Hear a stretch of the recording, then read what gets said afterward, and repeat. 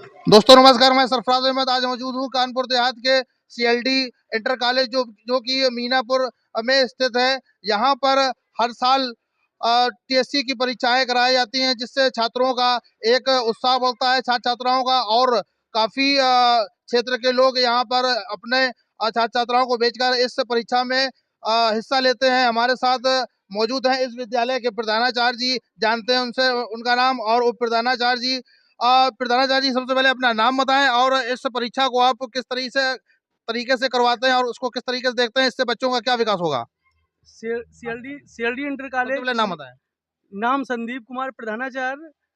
और जो बच्चों ने प्रतिभागी परीक्षाओं में जो पार्टिसिपेट किया, इसमें बढ़ चढ़ करके भाग लिया। इस परीक्षा से उनका मानसिक विकास और बौद्धिक विकास और कई क्षेत्र में उनको जाने के लिए अवसर मिलता है। और इस परीक्षाओं के माध्यम से आगे बच्चे दिन प्रतिदिन अपने तर्क के आधार पर सीखने का कार्य करते हैं। जी धन्यवाद। जी। ये थे प्रधानाचार्य जी। अब हम जानते हैं उप प्रधानाचार्य जी जो जमीन अहमद जी हैं, या इनसे जानते हैं इस परीक्षा में किन किन कहते हैं जो विद्यालय हैं उन्होंने पार्टिसिपेट किया। और इस परीक्षा में जो प्रथम और द्वितीय और थर्ड जो आएंगे उनके लिए क्या इनाम की व्यवस्था की गई है, बताएं जमील जी। जी, धन्यवाद आपका कि सीएलडी इंटर कॉलेज मीनापुर में आज 25 जनवरी 2026 को जो टैलेंट सर्च कंपटीशन प्रतियोगिता होती है, ये मान लीजिए ये इस विद्यालय की सबसे बड़ी प्रतियोगिता मानी जाती है। और अन्य जो क्षेत्र जो है इसमें अन्य विद्यालयों के भी बच्चे प्रतिभाग करते हैं। तो लगभग इसमें 750 बच्चों ने पार्टिसिपेट किया, जिसमें से कक्षा 2 को बिल्कुल अलग एक वर्ग दिया गया, छोटी क्लास है। कक्षा 2 के भी बच्चे छोटे-छोटे बच्चे ये भी गोला जब काला करते हैं तो उनको देखकर जो सुखद महसूस होता है वो बहुत अच्छा अनुभूति होती है हम लोगों को। वहीं पर कक्षा 3, 4 और 5 को प्राथमिक वर्ग में रखा जाता है। इन बच्चों को 75 क्वेश्चन दिए जाते हैं। उसी में फिर जूनियर वर्ग में 6, 7, 8 हो गया और सीनियर वर्ग में कक्षा 9, 10, 11 और 12 हो गया।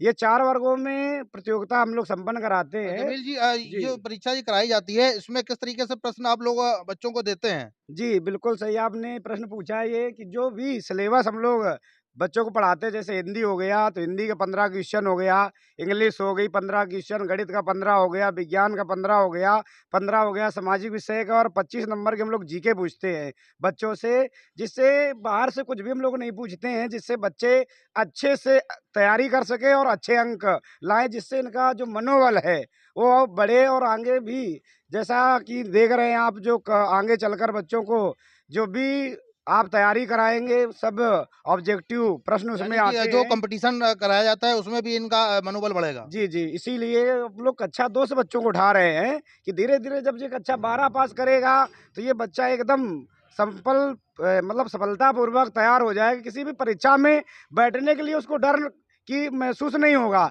क्योंकि वो विद्यालय में लगातार जब कक्षा 2 से बच्चा वो ओमार भरना जानता है, गोले काला करना जानता है, तो कई सारी चीज़ें यहाँ सीखकर बच्चा जाएगा।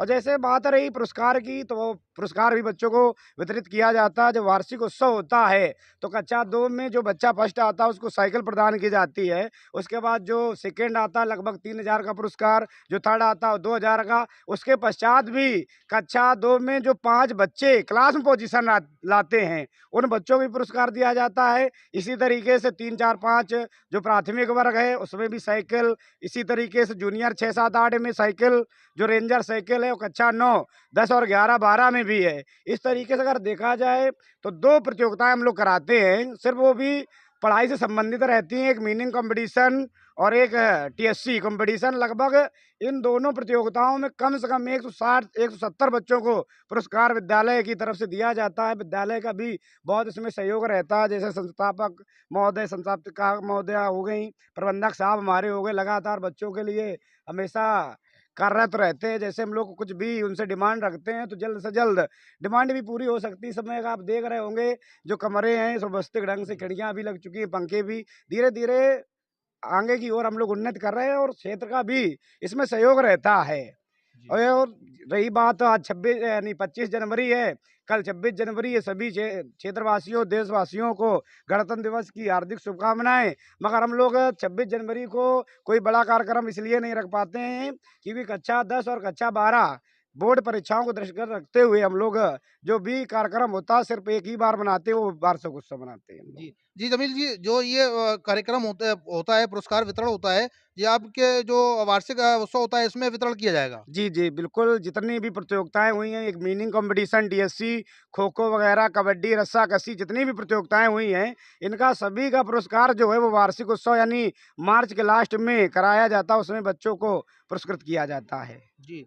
तो ये थे जमील अहमद जी, जो यहाँ के सीएलटी इंटर कॉलेज मीनापुर के उप प्रधानाचार्य हैं, और प्रधानाचार्य जी ने हमें इस कार्यक्रम के बारे में, जो इस परीक्षा हो रही है, इसके परीक्षा के बारे में विस्तार से बताया। टीवी स्टार न्यूज़ से सरफराज अहमद की